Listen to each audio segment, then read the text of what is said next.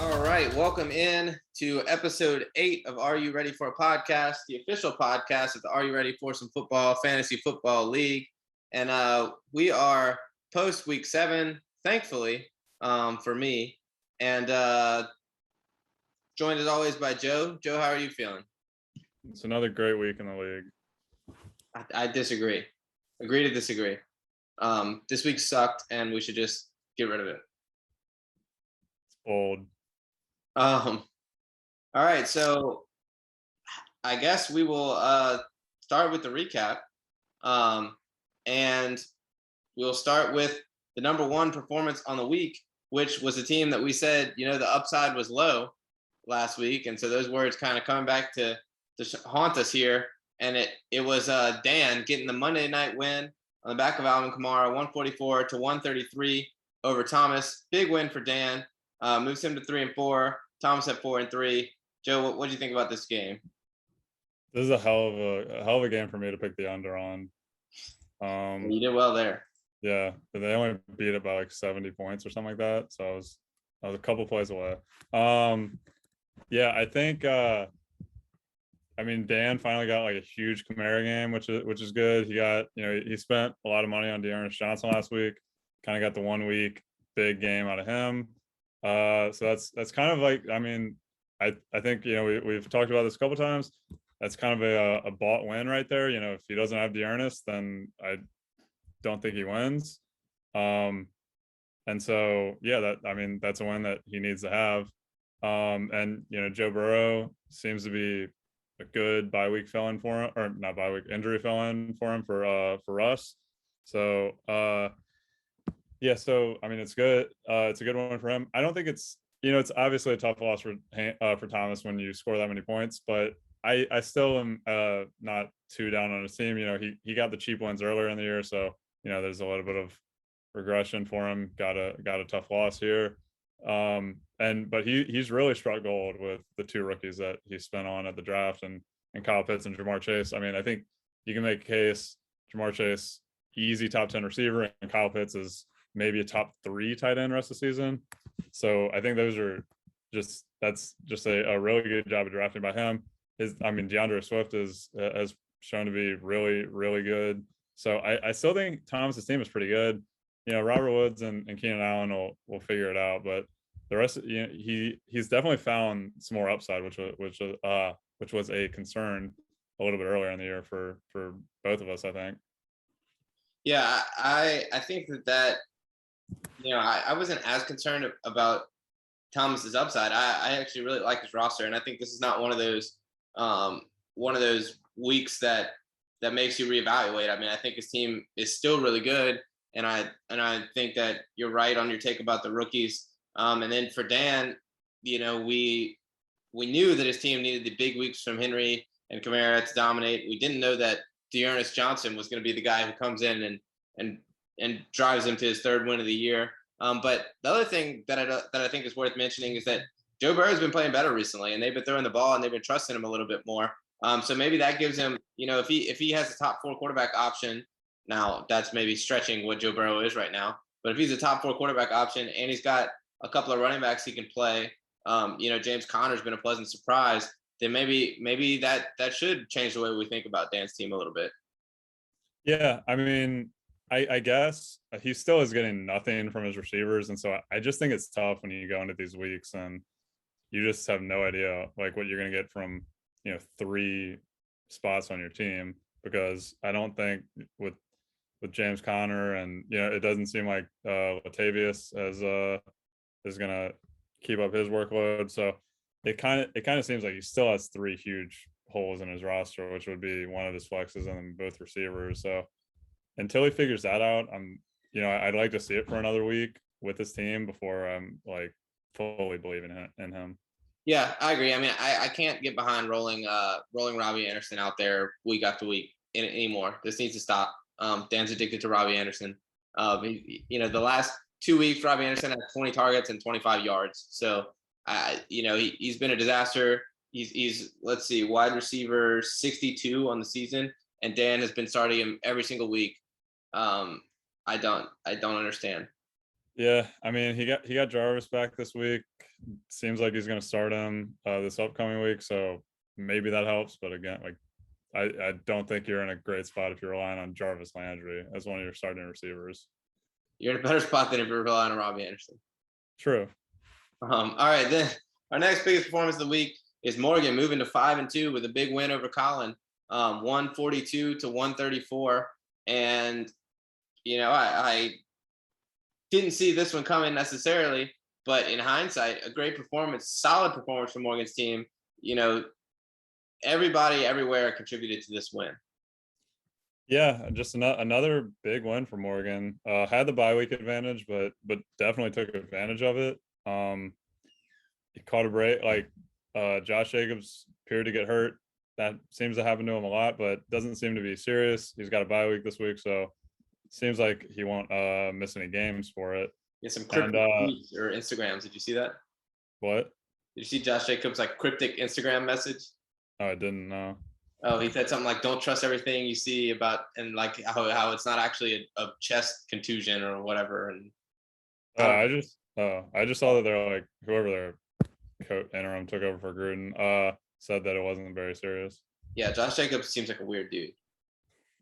They went to Alabama, so he's not gonna have Jacobs or Devontae this week, so that's definitely a big win. To get to 5-2.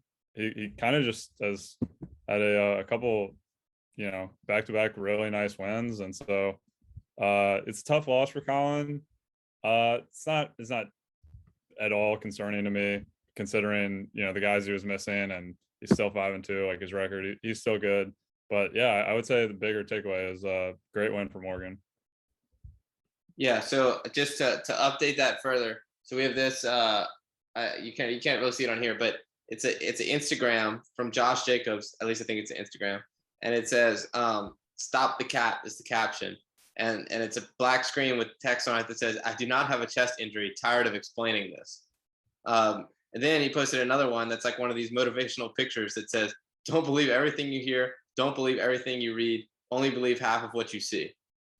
So I don't know why they would lie about Josh Jacobs having a chest injury, but clearly it does not sit well with him. So maybe, I don't know, maybe Morgan's team, despite the win, is a little disgruntled. Yeah, that made like no sense to me. It didn't make any sense to me either. I just saw it and I was like, well, this is weird. There's a lot of weird professional athletes. I think Morgan will be fine. Fair take. So yeah, and then I agree with Jacob Collin. He'll be fine. Bye week trouble. Eckler, Josh Allen, Mike Williams. A win this week would have been huge, but a loss doesn't kill him. So we'll keep moving on to the third highest score of the week, which is Grant, who just crushed me 141 to 73. My biggest loss in the history of playing fantasy football, and just an absolute disaster of a performance. Patrick Mahomes getting benched, the whole Miles Sanders getting injured. I can barely talk about this one. So Joe, what do you think? Yeah, I don't know. Like your team, it's weird. Like it's like very inconsistent. Like I think you put it in the group me about like your like what your last 5 performances have been, and it's been like just rotating huge weeks and terrible weeks. So I'm struggling to figure your team out a little bit. Like Grant's team just he just has so many high upside guys, and Leonard Fournette I think is just this, is he a running back 1? I think. Yeah, he is on the season. I think he's top 10 on the season. Yeah, like, and so for the rest of the season, I think he's like easily a top 15 guy. DK Mike Evans just like 3 first half touchdowns is just ridiculous. He's now definitely Antonio Brown out. Yeah, he's definitely benefiting with no Antonio Brown. DK, Geno Smith, like he hates Tyler Lockett, but he seems to like DK, and DK got the better of Marshawn Lattimore for one play. So yeah, he just has so many high upside guys that it's tough to not put him as one of the top 2 teams in the league. I think obviously that's kind of an easy case to make, but like this has just kind of been the story of the season with Grant. He's just gotten these huge performances, and he's just been blowing teams out because his opponents just, have not been good, and he's just been killing them. So yeah, I don't know what to say. The Miles Sanders injury is tough for you, but you get Judy back, so who knows? Yeah, I don't have a ton to say about this. Yeah, I mean, Grant, well, okay, my take on my team is that if I'm going to have a disastrous week where I score 73 points, it might as well be when the team I play in scores 11 touchdowns. I think that's fine. You're going to get bad games from Aaron Jones, Tyreek Hill. I hope Mahomes gets his job back. And if he does, everything should be okay. I still think he'll be fine. And then for Grant, yeah, I mean, sometimes, when you just pick up Tua off the waiver wire and he scores 26.5 points, sometimes things are just going your way. And for Grant, things have been going his way a lot. So good win for him with Dak and Emmanuel Sanders on bye, still without Saquon, and just, disaster from my standpoint. I meant to mention that, like, he still didn't have, like, two of his best 3 or 4 players, so doing it without them is really impressive. And if you told me Grant's just continuing to roll. Preseason, if you had told me that Leonard Fournette and Cordell Patterson were going to be like hands down RB1s to halfway through the year, I would have been shocked. But I mean, that zero RB strategy, when you hit on, not that he did zero RB, I mean, he got Saquon, but when you hit on these late round running backs, it just absolutely transforms your team. And that's what's happened for Grant. Yeah, I mean, and like, I keep expecting him, because like Mike Evans isn't the most consistent guy. DK has Geno now. Debo's not the most consistent guy. I keep waiting for him to have these, like, at least like one sub 100 week, and it's just not happening. Like, he just gets these huge performances from enough guys every week. Actually, to be fair, he did have a sub 100 point week, and it was against you last week. So apparently your memory is limited. That's true. That's a good point. But he was missing like 4 guys. So yeah, well, when he's not playing you, he's good. Yeah. So we'll keep moving on, and to another close one. Nick getting the win, 109-104 against Hunter. It wasn't decided on Monday Night Football. Well, yeah, it was decided on Monday Night Football. With Alex Collins getting a couple of yards and bringing Morgan over the top of Hunter. I mean, not Morgan, Nick over the top of Hunter. What did you see here? Yeah, I think it was like Alex Collins' like first carry, basically. Yeah, I think he needed 2 yards or something like that. Yeah, I think the big takeaway for Nick is he's getting good, like his running back production, which, his team was, kind of in down in the dumps a couple weeks ago. He's gotten really good running back production from, Damian Harris, and Javonte has been good, and Khalil Herbert, who, I dropped, and that was an oversight on my part, and he was able to pick him up. Has become the Bears running back, has looked really good. So his running back situation is very much improved. The receivers still coming around some. He didn't have Diggs or CeeDee Lamb, who have been his 2 best receivers this year, and he still got the win, which is huge. Alex Collins, I guess, in a split backfield until Chris Carson gets back. But I think a big win for Nick. Hunter, we've disagreed about this. I think I would just be a little worried if I was Hunter. He's 3-4 now. He still doesn't know when he's getting McCaffrey back. His top 4 is great. His top 2 running backs when healthy, and his top 2 receivers are great. But like, I don't like his options after that. Obviously Lamar is good. So yeah, Hunter's team is good, but like, he needs to start winning games, because if he's 3-6 in a couple weeks, then you're in danger of missing the playoffs, like, very much. And so, I mean, like, at some point he just has to turn it around. Look, I agree with you. I think I've been the Hunter apologist on the podcast so far, but this is a bad loss for him. I mean, he's going against Nick without Stephon Diggs, without CeeDee Lamb, and it seemed like the opportunity was there for him to get a win. And his team just didn't come through. Mike Davis, I don't know if you can play Mike Davis. I don't know if you can even roster Mike Davis. Darnell Mooney isn't good. He does get a break with Gainwell sort of taking over from the Miles Sanders injury, but I'm not sure that really changes your team, being that he's a running back on the Eagles, which means that he essentially won't get the ball. I might as well not be on the team. So I think this is a bad loss for Hunter. I agree with you. I think that, he still, when he gets McCaffrey back, his team is going to be loaded. But I now have a few more questions than I had last week about where is he going to be when he gets McCaffrey back. I still kind of think that that'll be next week, but maybe not. I mean, I haven't heard any update, so I guess we'll have to see.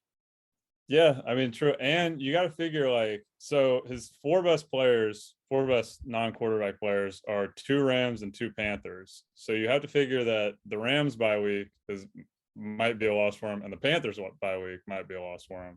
And so I mean, like, I get, like, you get the best players possible, but I don't love having your 4 best guys from 2 teams in that regard. And yeah, I think Jalen Waddle, I think kind of overlooking that. I think Jalen Waddle is like his locked and loaded receiver 3. I think that's a really good wide receiver 3 to have. But yeah, like I kind of agree. Just the rest of his lineup, like his running back 3 options are terrible right now. I guess Kenneth Gainwell, but Kenneth Gainwell until McCaffrey's back is going to be his running back too. So yeah, he's just got some, like, it's just like a weird situation for him right now. Yeah. Well, what if I told you that on the Panthers bye week he gets Ben, and on the Rams bye week he gets Dan? Would that make you feel a little bit better? Yeah, but I mean, does he get that? That's not Dan without Henry, right? No, Dan, full lineup Dan. Yeah, so I would still like Dan there. Dan without Higbee. That's true. I think I still think I'd take that trade off if I was Dan. Higbee for Henderson and Cup. But yeah, no, I like, fair enough. So yeah, if you could get one of those wins in one of those bye weeks, I think that would be huge for him. And then we should only have one left, right? No, we have 2 left. So you got the cheap win, 92-86 for Zach. We kind of thought this might happen. It was a low projected game. Zach's team was banged up and almost had enough. They had a pick 6. I know that you saw, but I don't know if the rest of the league saw on Sunday Night Football. The Colts had what appeared originally to be a pick 6 that was later called back because the corner stepped out like by centimeters with his heel. And if he had that pick 6, he still would have lost, but it only would have been by 0.02 of a point. So at that point the game would have been really close, but you got the win regardless. Another signature Jalen Hurts performance. Well, what do you have to say about this one? Yeah, this felt good. It made me get back to my, like, 2016 through like 2019, kind of with the exception of 2018, but like a lot of cheap wins in that era, and it felt good to get back to the sub 100-point victories. Yeah, I kind of expected this going in. Like, Zach's roster was absolutely terrible, ravaged by injuries and bye weeks. So not a huge surprise for me. I think I think my team, like, it's big to get that win for me, like, to keep pace kind of with the other top 4 teams, 5-2 teams, because I had some bye weeks, I had some injuries, and then, like, Damian Williams ended up playing, but was back up to Khalil Herbert, had a terrible game. Tyler Lockett I had to play, and Tyler Lockett without Russell Wilson is absolutely atrocious and unplayable. So it's nice that now that I'm kind of past a lot of the bye weeks and injuries, I can bench those worst players in my lineups, and I have the depth to do that. Zach is 0-7. I think we said last week his season's over. No real change here. But yeah, that's not a huge surprise with the lineup he put out this week. Yeah, I mean, I should also mention, which I forgot, Jacoby Myers had a pass interference called on him, or not on him, but he committed against him on what a would-be touchdown catch that would have given Zach the win in this one. So close, but no cigar for Zach's depleted lineup. Well, Ricky Seals-Jones also got interfered with in the end zone. They didn't call it, so had he not been interfered with, he could have caught a touchdown. Well, they didn't call it, Joe. So they were biased for the refs were biased for the Packers. Look, if the ref didn't call it, the foul didn't happen. That's the way I learned it. All right. Well, yeah, but no, for you, obviously huge to get Jefferson, Robinson, and Chubb back this week, and Schultz. You know, this is just one of those games that you didn't need, but you got. So obviously, huge break in that regard. And then speaking of huge breaks in that regard, Ben with 87 points gets the win over Austin, who only put up 64 in this one. Another one that we could have seen coming and did see coming. Austin just all around abject disaster from the beginning. You know, when you're starting J.D. McKissick and Devontae Booker as your two running backs, you know, Brandon Ayuk in the lineup, Najee on bye, Clyde injured, Antonio Brown injured. This was just not Austin's week. And Ben also didn't have a great week, but took advantage of it, got the win. Ben winning the defense matchup with the Bears defense scoring -4 against Tampa Bay just really sums up what kind of game this was. Yeah. That I really should have switched my over and under picks last week, because this didn't even this was my over pick, didn't even come close to hitting. I get, yeah, like last week I said, you know, you can stick a fork in Ben. Didn't realize that he was playing Austin, so this was the stick a fork in them game of the week for the loser. What? Loser leaves town. Yeah, loser leaves town. Yeah, and so Austin lost. So you know, with Austin's record and the injury state of his team, I think he's just done 1-6. You know, just plan to avoid the Haney. Ben also likely done, but like the door is ever so slightly ajar, just ever so slightly at 2-5. It's not very likely that he makes the playoffs. Would probably have to go, you know, 5-2 at worst rest of the season with, you know, kind of his, you know, he's dealing with a Waller injury right now, and also just dealing with not having a very good team. But yeah, so I guess this was kind of the battle for 10th place in the power rankings with Zach's loss taking over 12th. So yeah, I guess it was good that Ben got the win, because it's hard to lose when your opponent scores 64. Yeah, no, by far the lowest total points this year, and a big win for Ben to keep his sliver of a hope alive. So we'll keep on moving through the show, as this appears that it's going to be an extremely long episode. As usual, we have no self-control when it comes to not recording exorbitantly long podcasts. But we'll run through the standings real quick before we get to the power rankings. Grant's back on top at 6-1, followed closely by Colin and Joe, and also Morgan at 5-2. So Colin and Joe have been right there. Morgan kind of maybe sneaking up on some people with the win to go to 5-2. Just behind that is me, Thomas, and Nick at 4-3. Hunter and Dan at 3-4. Ben at 2-5. Austin at 1-6, and Zach at 0-7. So that bottom half of the league is really chewing up some of the losses. And Grant establishes himself back to where he started the season, on top of the standings. And if we just look at the point scored standings, the big movers, Colin takes over the lead. So it's Colin and Grant sort of inseparable at the top there. Some big gaps, and then Ben and Austin way down at the bottom with under 100 points a game, which in this era of high points around the league is not gonna win you many ball games. And then points against, Austin almost 1,000 through 7 weeks. Caught a break this week, but couldn't take advantage, and just hasn't been his year so far. But on the other end of the spectrum is Grant, who is the only team to be having opponents average less than 100 points a game. So he is 6-1, but maybe some of schedule luck has come into that.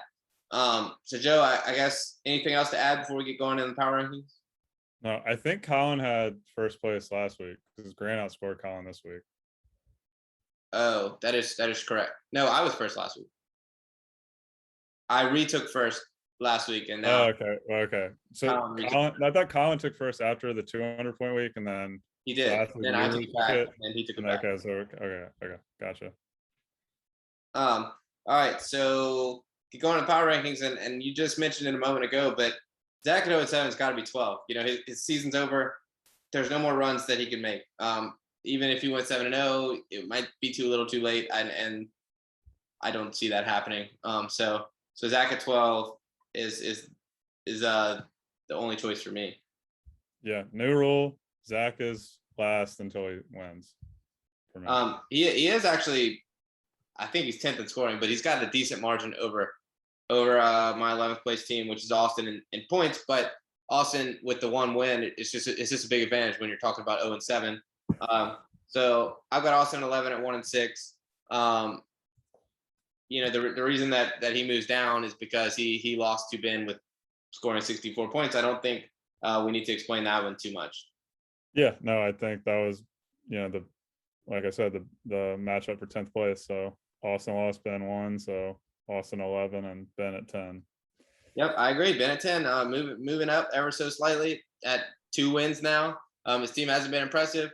I do think that there, is a shred of hope here that if he can get Carson back, if Gaskin takes over the role he had last year with the Malcolm Brown injury, and if Michael Thomas, makes a return from the dead, maybe he can make some games interesting, and maybe the season's not over just yet. But at 2-5, certainly a lot of work to be done. Yeah, and he's gonna need Waller back, once he gets off the bye this week to do anything. So I guess he could make things interesting. I'd be a little pessimistic on that, but whatever. And at number 9, I had him closer to the bottom 3 before. I have him closer to the top 8 now, but I'm not moving Dan just yet. Despite the top performance of the week and getting a big win, I really had thoughts to move him up to 8, but at 3 and 4, with still a Derrick Henry bye week to go, and losing Dearness Johnson, his usefulness with Nick Chubb taking over his job back, I think 9 is the right place for Dan, despite the big win. Yeah, I agree. I think I think it was smart to get Dearness Johnson, because had he lost to Thomas this week, his season's close over if you're 2-5. So it was a big win, but I just have to see it again to want to move him up. I still haven't seen enough from his team outside of kind of 3 guys this year. And I'm going to leave myself at 8. I had myself at 8 last week. No reason to move myself up after a 73-point performance and losing a starting running back. So I think things are trending in a very bad direction on my team. I'm much closer to Dan than I am to the teams above me in my mind at this point. Yeah, I know you're going to disagree with this. I have Hunter at 8. I just think it's kind of a weird situation, I think. And we were talking about his top 4, and is DJ Moore, like, how valuable is he now? He's certainly not as valuable as he was a couple weeks ago. Sam Darnold has not been very good. And McCaffrey, little weird situation. I think eventually Miles Sanders will come back, which will negate Gainwell's usefulness, and so that kind of leaves another hole at one of Hunter's flexes, even when McCaffrey gets back. So he's 3 and 4, and it's not like he's. Let me pull it up here. He's 9th. Yeah, he's 9th. Yeah, and he's 9th in scoring. So I don't really see a huge case for him to be higher. I do think I should have prefaced this 4th through 8. I do think 4th through 8 is all really close. Like I had, I swapped it a couple of different times with a couple of different people. Like I do think 4th through 8 is close, but I'm just a little iffy on Hunter's team right now. I disagree on Hunter. We'll get to that a little bit later. But I got Thomas at 7. I think that his team, he lost this week, and he was without Dalvin, so it's an understandable loss. I mean, I think it was a decent performance nonetheless. But I think I couldn't really make a great case for him to jump any of the teams ahead of him. I still really like his team. I think Jamar Chase is bona fide number 1. I think that so he's got that going for him that I didn't necessarily think about before. But now that he's got Chase and Pitts that look awesome. He's still got Dalvin and DeAndre, a great running back duo. It's hard to poke a lot of holes in this team. And to have him at 7, just outside the playoff hunt, feels a little strange. But that's where I got him. That's where I had him last week. He lost this week, so I'm going to leave him right there. Yeah, I have you at 7. And I think this will be the lowest that you are for the rest of the season, because you have a pretty easy schedule coming up with Austin and Ben and Zach in there. So I think it's very possible in 4 weeks you're 8 and 3. But as of right now, your team's been pretty inconsistent. I think the Chiefs will be fine, but It's very weird what's going on with them. Aaron Jones has not been, lived up to his draft value yet. Chuba is, fine, but whatever, like not an awesome running back too. So yeah, I still have some concerns over your team, but I do think with your schedule coming up, you will be a pretty easy pick to make the playoffs. All I'm saying is with the last 3 weeks I've got, these next four are close to must wins. You said I could be 8-3, and I agree that I could be, but I also think that if I'm not 8-3, there could be, I could be on the outside looking in going to the playoffs. I don't agree. I think you're clearly better than these teams coming up, and just a little bit worse than the teams after that. I think I need Tyreek and Mahomes to prove themselves to me again. I'm starting to waver. Yeah, but like once out of every 3 games, Tyreek scores like 35. So It hasn't happened in a while. he's due. He is due. That is true. I hope you're right about that. I hope they're not just broken. But I think they could just be broken. So now at number 6, I've got Morgan. I think I would prefer Thomas's roster. I may prefer my roster, but Morgan's 5-2, and he's in a great position. And so I think he's taking advantage of it. And I think that Devontae Adams, Terry McLaurin duo is more powerful than we thought, especially coupled with a pair of starting running backs with Josh Jacobs and Joe Mixon. Yeah, I agree. I like Morgan's team. I have Thomas at 6. Really, kind of what separates him and Morgan is Morgan beat him last week, and has a better record. But yeah, I still like I still like Thomas's team. Definitely has quelled some of the upside concerns, if you will, with Jamar and Kyle Pitts and Dalvin and Kyler. So yeah, I the depth still isn't there. I think his bench is still really bad, and he still hasn't had any injuries. But if his team stays healthy, I think he's in really good shape. So I have Thomas at 6. And at number 5, I'm staying in the fire. I'm staying in the flames. I got Hunter here, despite the 3-4 record. Despite all of the arguments you made, I just have nightmares of nightmares basically of McCaffrey and Kupp dropping 30 points a game. I think we talked about this separately. But think of his floor when he's got all those guys back between Lamar, 25 points, McCaffrey 25 points, Kupp 30 points, Henderson 15 points. I mean, that's like 90 points right there between those 4 guys. You're not going to lose a lot of games once he gets that lineup back. The only reason I moved him down from 4 to 5 is because A, Nick just beat him, and B, because now he's in a slightly worse position to where I do worry if he loses this week and he drops one more, now he's going to have to win a lot of games to get in the playoffs. So if he gets there, I think he's going to be a difficult team to beat, and nobody's going to want to face him. But he's got to get there. So that's what moves him down from 4 to 5 to me.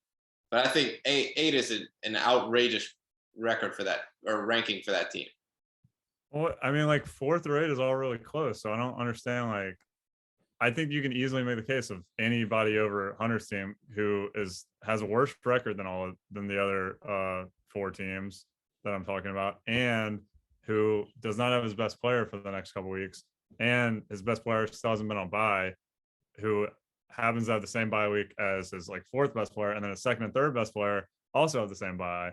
And so like I just think like he's not positioning himself well enough for the playoffs. Like maybe he'll get in, but like I would venture to guess it'd probably be at like 7-7. And so now all of a sudden you're a 6 seed playing a 3 seed, and then like putting yourself in a tough position. So, and right now I don't think it's very good. So all that being said, I have Morgan at 5. His team's solid. Obviously it's tough this week with no Devontae, no Josh Jacobs, but he's putting up some good performances. He's gotten, his running backs have been really solid. His receivers have been great. Michael Pittman's been has been just a great addition for him. So yeah, I just think Morgan's team is very solid, top to bottom. Again, it's a little bit like Thomas, not a ton of depth, but if his team stays healthy, I think could be a very solid playoff team, and he's 5-2. So Um, yeah, so I guess we have the same top four. I got Nick at 4. I think his team. We counted him out earlier in the year. We said, "Oh, this isn't what we thought it was," and now I think his team is what we thought it was. So he's had some great performances. He's now finally getting something out of the running backs. He's through some big bye weeks. Huge win this week. Nick at 4. Yeah, I completely agree. I'm a little hesitant to start trusting Nick again. It's like your abusive ex or something. But yeah, like the running backs situation is really turning upwards for him. I think Javonte, we've been talking about it all year. I think Javonte is gonna start taking over a huge role. Damien Harris, I seem to really trust in New England. Khalil Herbert, until David Montgomery gets back, like clearly has that job locked down. So yeah, I think his running back situation, and now he's got 3 receivers that you can really, really trust. So I think right now his lineup looks really good. And then at 3, I've got Colin coming off the loss. I think an understandable loss given his bye week struggles, and I don't think. Actually, I have you at 3. I'm changing my mind last second. Colin, I'm pretty sure outscored you. And They outscored me. difficult for me to make the case for you, even though you do have a 4-game win streak. So I have you at 3. I have Colin at 2. I think that your team obviously trending up, obviously the big win streak, but Colin scored more points this week and would have got a win had he been playing your matchup. And he's now through some big bye weeks. So both of y'all passed the bye weeks, both 5 and 2. I like Colin's roster a little bit better, and he's been better so far this year. Yeah, I agree. I'm at 3. I just can't justify moving myself up after scoring 92 points, even if I did win. I mean, it's nice to sort of get my team, get through a big bye week and get a couple injury guys back. But yeah, I agree. Just Colin's team clearly better than me right now, so I have myself at 3. And then Colin at 2, Grant at 1. Do we really need to discuss? I mean, Grant's team, so much upside, so many guys that could beat you.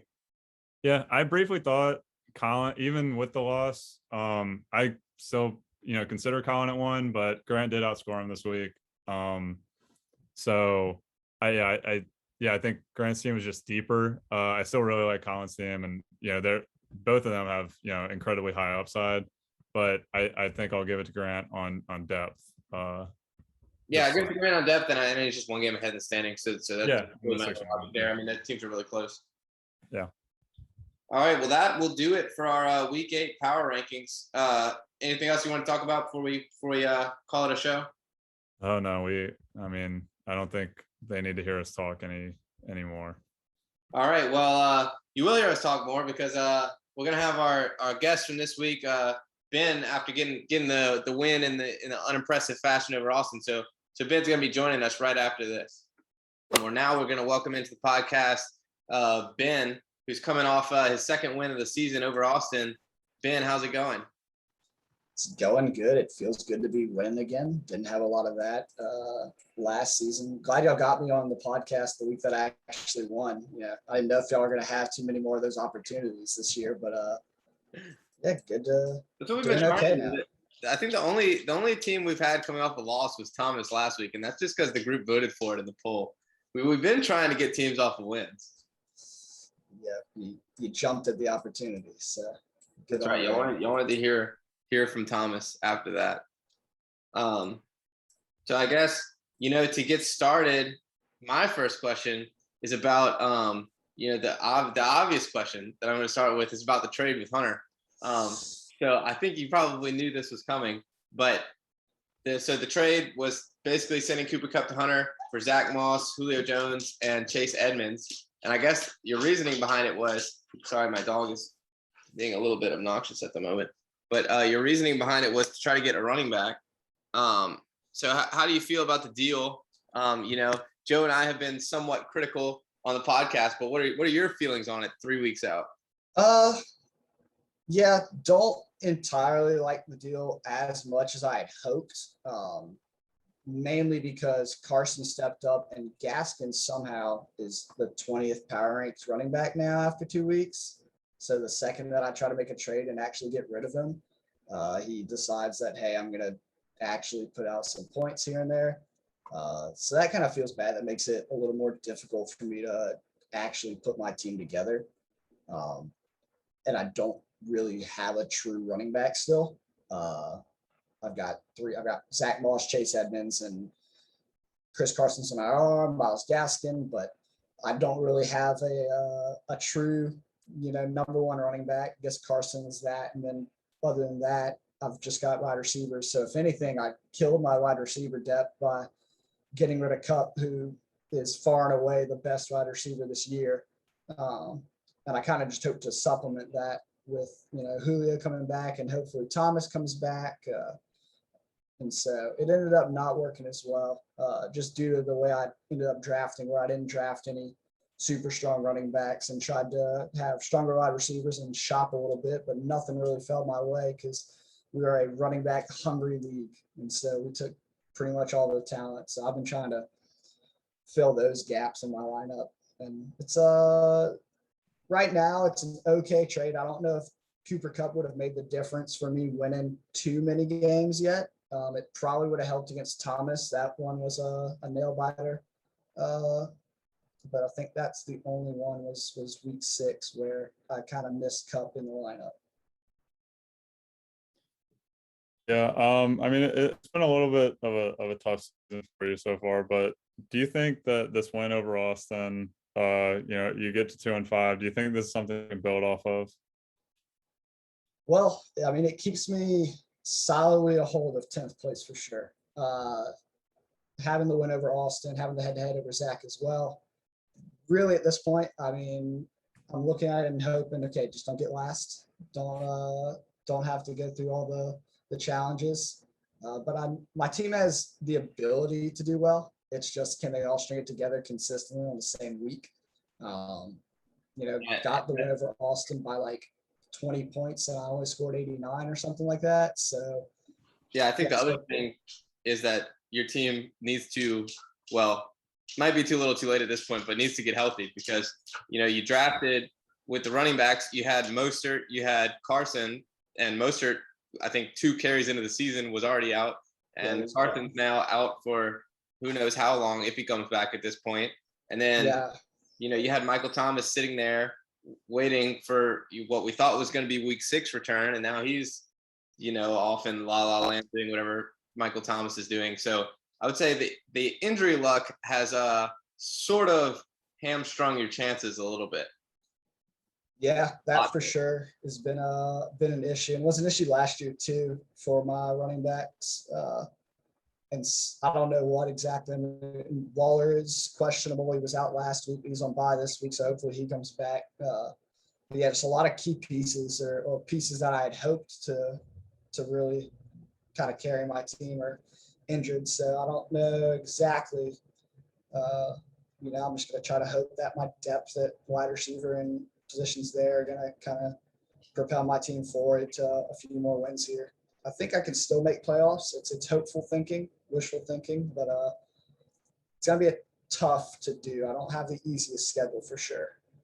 So. Yeah, I think both fully healthy. I think me and Parker kind of like your floor, but I think the upside is what we kind of question. So I think if you have a high floor, I think that should be good enough to avoid last place. Yeah, that's the hope here. It's the high floor. That's the whole draft. And if I remember right, this is like year number 2 in a row of like all your running backs just crashing and burning like mid-season.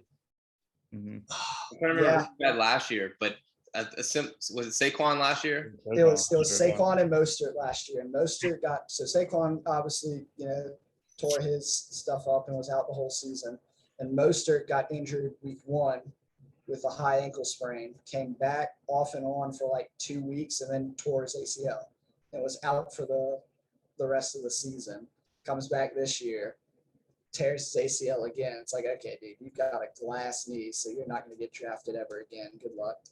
And then, Carson on IR hurts just when I kind of started getting the whole team healthy and kind of figuring out where I wanted to go with my team and have a starting roster. Another injury. So just kind of par for the course for my team for the past 2 years. Yeah, and I think some of that, Joe and I had talked. I don't know if we talked if it was on the podcast or off the podcast, but we talked about how it seems like this year the teams that have been doing well, Joe, Grant, and Colin, are the teams that sort of saved a little bit of money in the beginning, didn't go for the top big name guys, although I guess Colin did get two really expensive running backs, but maybe went more the spread out approach than the stars and studs approach. And I think that you were trying to do that maybe after losing Saquon last year, but I think maybe you were the last guy to the table, and so you got a little bit squeezed out even of that. Because if I remember right, you had a bunch of money left over towards the end of the draft, which part of had to do with your computer losing connection halfway through. Yeah, I had a lot of money left over for sure. And looking back, at the end of it, obviously I did lose power, and so I ended up drafting, which ended up going well. I mean, I ended up drafting Cup, Johnson, and Higgins back to back to back, and I mean they were the bright spot of my team, and so kind of ended up going okay there. My original plan was to not get Higgins and get Jamar Chase instead, and so I had the draft capital to do that for sure. And that would have really been nice to have Cup and Chase right now. That would have been insane. I would not have made the trade with Hunter because at that point it's like, okay, I can just roll the dice with the running backs I have just because I have the super, super strong wide receivers to carry my team. But yeah, wanted to go into the draft fairly similarly. Didn't entirely like my luck. I was looking to shop possibly Joe Mixon in there as well, and Gaston didn't pan out until these past 2 weeks. And with Mostert getting hurt, that really killed it. But my plan was to kind of shop the middle around, power ranking around 15 to 20 for pretty much all roles. That way I had a fairly high floor, and I could have more consistency and hopefully find a diamond in the rough to propel my team forward.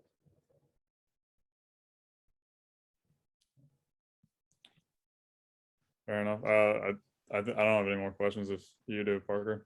I do. I have. This is another question that I don't know. I don't know if you watched the podcast last week, but essentially we asked Thomas if he was surprised that he wasn't the Maggie. If he was surprised that he wasn't the first pick in the draft, and his response was essentially no, he wasn't surprised, and he thought that you definitely should have been the first pick in the draft because he said that he said that his resume the last few years has been better than yours, which I think is a questionable statement. I mean, so I'm looking at your resume, you haven't won more than 5 games since 2016. So it has been a while, but you prior to that had 2 10-win seasons and 2 runner-ups where you made it to the championship week. You could say that you were Hunter before Hunter.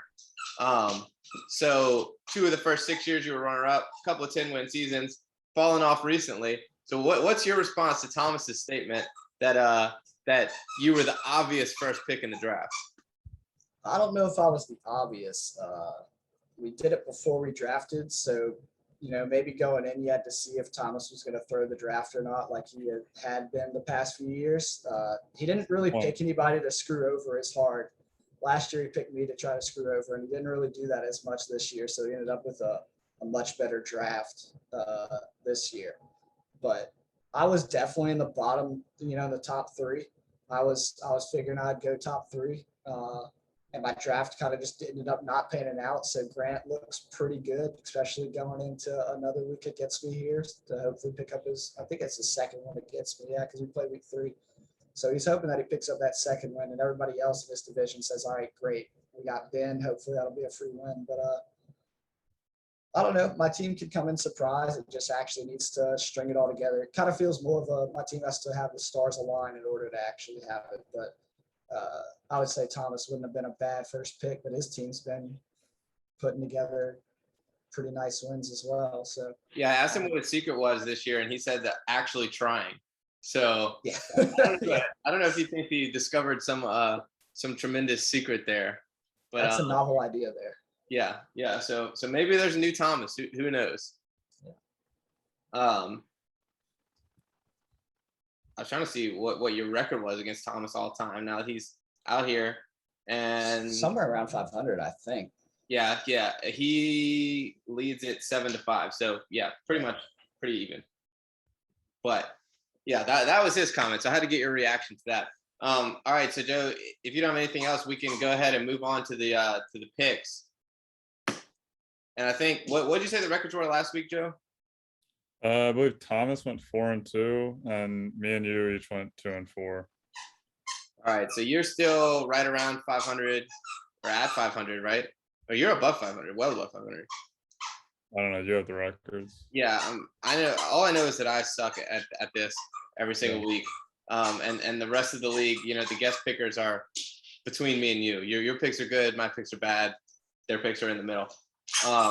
So we'll usually the way we do it is we start with the highest projected points, and I think this week that's you, Joe. So right now it looks like you're a 3-point favorite over Colin, projected 123 points to 120. So Joe, what's your take on this matchup with you as a 3-point favorite? Yeah, this is definitely, I would say, the kind of premier matchup of the week. Me and Colin are, two of the top 3 teams in the league, I would say. And so, it's interesting. It'll be nice to get my whole team back, essentially. And Colin's not gonna have Hollywood Brown, but I'm still gonna take Colin with the points. I like his team a little bit more. I like his upside, and Nick Chubb, who's my best flex player, might be my best player. He's going to be back, but he's not going to be 100% back. He won't get his normal full workload. So I'll take Colin with the points. What do you think, Ben? I would take Colin. He also currently has somebody on IR in his starting lineup, so he's down 3 with still an extra player to probably put in. I think that's Michael Gallup, and I think he has a projection. I think he's going to play. Maybe so. Yeah. I still got to take Colin here. I like his matchups better with what his team is playing. Josh Allen's playing Miami, so that should be an absolute stomp. He should get plenty of points out of that. I like his wide receivers. Joe, I think your team has a lot of upside to it. I just don't know if it can. Colin's put up a lot of points in the past few weeks, so I think he's going to probably. I think he can probably win it. I think it'll be close, but I think he's going to edge you out there. I agree. He killed me earlier this year, so we'll see. I think, in this one, I'm banking on Chubb playing, but I like Joe as the favorite here. Jalen Hurts against Detroit is an obvious blow-up spot. I think that's a 30, 35-point game incoming. He really hasn't had his best game yet. So I don't see how you lose. The lineup is much deeper. Colin's team is very good and could easily win this game, obviously, but it's basically a pick 'em. And Joe comes in hot. I think you've won 4 in a row, so I can't pick against you. I'll take Joe. I want to go back and see. I think you've picked me in every single preview. I mean, that's probably worked out well if I have. I'm not sure if I have, but I can't imagine that's what's been harming me this year. All right, so the next highest line is your game, Ben. But it's actually Grant's projection. So Grant comes in as a 24.4 point favorite. He gets his team off the bye week last week. His team's loaded and ready to go. And Ben, you're down your best player with Darren Waller. The way I look at it is the same way I always look at these matchups. 24.4 points, way too many points. That's too many points. I got Ben. You'll cover this. Ben, what do you think? This was the toughest one for me to figure out, especially because I want to believe in my team. But I know Grant has a much higher ceiling than I do. I don't have him covering 25 points though. I'm hoping I don't get beat out by 25 points. So I got to go with me here, just 1 point, but I still think Grant gets the win, but not by 25. Okay. This is gonna be my over. It's the projection's 220, but I like Grant's team a lot. He's got a ton of upside. I think Ben's team has a high enough floor, can keep it a little bit close. If I had to pick I think I would pick Ben to cover if I had to pick one of the two, but I like the over a little bit more, so I'm gonna take the over. All right, Joe's taking the over. So now we'll move on. I'm sorry if that Maggie is being very obnoxious. If y'all can hear that in the background, I don't know how easy it is to hear. But the next highest projected looks like me against Austin. His lineup is still in flux with Antonio Brown projected 0 points. So I'm gonna say I'm about a 21-point favorite in this one against Austin. Austin, of course, dealing with mega injury concerns at wide receiver, with Hopkins questionable, Antonio Brown doubtful, and MBS questionable as well. And he's already down Clyde. So Austin's got a lot of injury concerns. The line's 21 points here. That's a lot of points for me to cover. And, the overall projection of 215 feels about right. But I think I'm going to take the over here, just because obviously I can't pick myself. So I'm going to take the over. Well, I don't do this. I don't do this with like you do with me. I picked Grant last week, but I am going to pick you this week. I think like Austin's team it's just an infirmary ward right now. Like it's really bad. And he's 1-6. His season's basically over. And you had a really bad week last week. Big bounce back for all your guys. I believe you're fully healthy. Maybe outside of Gronk, but that's not a huge deal. And you'll probably even get Judy back, so you can put him. That's another option for your starting lineup. So I like you covering 22. I think Parker by 1 million. Yeah, I got you covering this one as well. You might beat him by 50 at the end of it, depending on which of his people actually end up playing in the game or not. The revenge game. Divisional revenge game for me. That too, yeah. And Kansas City picks up New York. So I think they're going to have a bounce back game, especially because Kansas City needs a statement win. So they got to come back and bounce back. So that's going to be huge points from Tyreek and Mahomes. So you're probably going to cover this, 22-point line. I think you can cover the 27.8-point line that you got right now. So that was another thing I wanted to ask you. So part of when your computer went offline during the draft, one of the big names was Mahomes that you had said you would have gotten for that. I think I paid $11 for him, and at that point you had money to spend.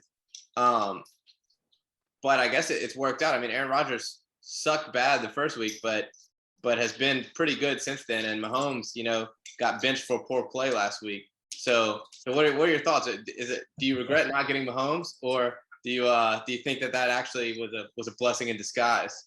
And that's why he got benched. Not entirely sure. He took a shot and then wasn't playing particularly well, and the game was kind of out of reach. So they said, you know what, let's give him some rest here. I don't know if I entirely and completely sold on whether or not it was a miss. He obviously has not been playing well the past couple weeks, but I still think he's a quarterback that will just score a ton of points in fantasy, even when he has particularly bad games. And Kansas City has a high-powered offense. Honestly, it's their defense that has been pretty bad. But the offense just hadn't been able to cover him. So Mahomes he's still top 5 in power rankings, even after having 2 bad weeks. So I think he is still a missed opportunity there. But yeah, definitely has not panned out the past couple of weeks. And I'll take Rodgers over him for these 2 weeks. But we'll see what has to come for that. All right, we'll move on to the next one. And this is a difficult one to handicap. Vegas is having trouble. So we got Hunter as projected 117. Jeez. Quiet. And Thomas projected 100 right now, but his lineup's not set. He doesn't have Dalvin Cook in. He hasn't even picked up a defense yet. So I'm just going to call it a pick 'em. I think based on my projections, Thomas could possibly be projected more at the end of the week than Hunter. So let's call it Thomas and Hunter. Pick 'em. Joe, what do you think? It's tough. I'm trending a little bit down on Hunter's team as of late, so I'll take Thomas. He had a tough loss last week, but a really good performance. Hunter got not a cheap win, but a cheap-ish win. I believe he won with the 7th highest point total. So, Thomas's team outside of a defense is fully healthy. His upside is definitely more there with Jamar performing how he has, and Dalvin's back and looks good. So I like Thomas as of right now. I like his team a little bit more as of right now, so I'll take him. I gotta go with Thomas's team here. This would have been my over, even if the projection was probably 240, 245. I'd still take the over on this one. I think Thomas's team is over. I think, yeah, I'm gonna take the over, even if it's at like 240, wherever it ends up at the end of the day when he fully sets his lineup. I think Thomas is 234. I'm gonna say they end up being projected the same. Yeah, I'd say it ends up probably around 240. I'll take the over at that. I think they probably end up scoring about 280. Thomas, I think, can drop about 150, and Hunter will drop probably about 120, right around where he's projected. I think this is going to be one of the higher scoring matchups of the week in terms of where the most points are dropped, just because both have really nice matchups with all of their players. And with Thomas getting a lot of his lineup back, I think he's trying to come back for a big win here. I like the over pick. I do think that I didn't consider that option. But I'm taking Hunter here. I think his team, he's been getting the breaks here and there. He gets now Gainwell, who is on the Eagles, so probably won't be that good. But his floor is so high with Darrell Henderson, Cooper Kupp, and I just don't know what Thomas is going to do with this lineup. So I'll take Hunter in this one. Not a lot of analysis there. The lineups are sort of half set, but Hunter, I'll take him with Lamar on bye. And then let's see what's the next matchup. Looks like we've got Nick as a 2-point favorite over Dan. Nick projected 111, Dan projected 109. Both these lineups look like they're set. So I think in this one, I'm gonna take Nick. I think Nick's the better team. His running backs are trending upwards. Damian Harris, Khalil Herbert looking really good. I think Calvin Ridley's gonna turn it around sooner or later.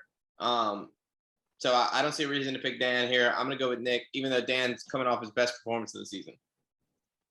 Yeah, I agree. I would like to see it again from Dan before I'm fully bought in on his team. He gets Jarvis back, which I guess is nice, but the Dearness Johnson week will not continue with Chubb likely coming back. And yeah, you're right. I think Nick's running backs have just been really solid as of late. He's gotten good performances. His receivers have gotten back on track. He's not going to have Mark Andrews, but on a huge deal. Dan's not going to have all the Raiders that he has and the Ravens that he has. So yeah, I like Nick's team more. I'm torn between this one a lot. I like Nick's team, but I think Dan's team can probably be carried by the 4 people that he has with Henry, Burrow, Higbee, and his running back Kamara. I got to go with Nick on this one just because I think Nick has a lot more upside where he has more players that can actually get huge amount of points. I got to have Nick covering this one, but I wouldn't be surprised if Dan's team drops about 130 this week. That's the dreaded kiss of death. All 3 people picking the same team. Yeah. Having a Hunter last week. And then last but not least, we've got Zach coming in as a 7-point favorite, badly in need of a win against Morgan. You might not expect that line with Morgan coming in at 5-2 and Zach coming in at 0-7, but Zach's the favorite here. Morgan's down 1 Josh Jacobs, and so he's starting Devin Singletary. It's his running back 2. Zach's team looks like it's getting healthy. I don't know if Tony's going to play this week, but if not, he's got Jacoby Myers. I think Zach's due. I like Zach to win and cover. Okay. This is gonna be my under. Another thing you left out, probably the biggest news for Morgan, Devontae Adams is out for him.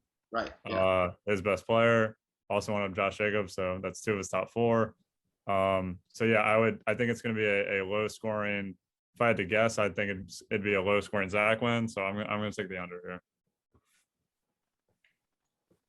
I got to take Morgan on this one. I think starting Colts defense is probably going to end up in a mistake if Tennessee stays in the line that they're at. Joe Mixon against the Jets is probably slated for a big game. Stafford against Houston is slated for a big game. Singletary is against Miami, probably a big game. I mean, he has pieces that can really do well. He's got all the good matchups except for probably Arizona and Green Bay. And then, yeah, I mean, Morgan's got the good matchups. I think he's got the most upside here. I don't know if they'll get the under. I'll be interested to see if Zach team goose eggs that hard again for the, that kind of. Yeah, Joe likes picking the 33. lowest total of the week as his under. Yeah. Or I picked who did I pick last? I had point totals the under. I picked Thomas and Dan, and it did not work out like that. I think that was the highest point total of the week. Yeah, if this was like me and Zach or Austin and Zach or me and Austin, I'd pick under, but I think Morgan can probably cover the under. I do like team doesn't perform. Just, comparing how these teams performed this year. Zach, obviously 0-7, tough luck. Morgan comes in at 5-2 and has been the luckiest team this year. And if they had played each other every week, Zach would have won 4 out of those 7 games. So definitely the schedule luck has favored Morgan over Zach so far. So we'll see if some of that comes due here in week 7 or week 8. All right, Ben. Well, thank you for joining us and making some picks with us. And that'll do it for episode 8 of Are You Ready for a Podcast, the official podcast of Are You Ready for Some Football, Fantasy Football League. Ben, any last words for the league? Better watch out. My team might come back and surprise everybody here. I'm going to be hopeful. You got the coach behind my team. Injury opens things up for Myles Gaskin. And we got Chris Carson coming back and maybe hopefully sometime. Michael Thomas coming back. Maybe the best is yet to come. Gearing up for those playoffs.